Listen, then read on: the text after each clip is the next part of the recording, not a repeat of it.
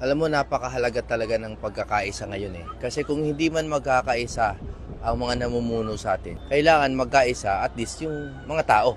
Kasi yung mga pinuno naman natin, mga representante lang natin yan eh. Kung hindi man sila magkaisa, basta tayo nagkakaisa, maririnig ng gobyerno kung ano talaga yung gusto natin. And what we want is peaceful governance, maayos lang, efficient, at hindi yung sila yung nag-aaway-away. Mahalaga yung nananawagan tayo. Alam mo, ang masakit na katotohanan ay ang gobyerno ay talagang hindi nakikinig unless there are big numbers.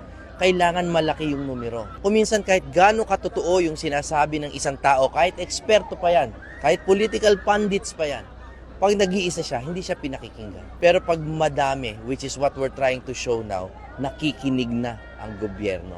And ngayon, mapaparinig natin sa Kongreso at sa lahat ng antas ng pamahalaan na pagod na tayo dun sa mga blatant violations of our own Constitution.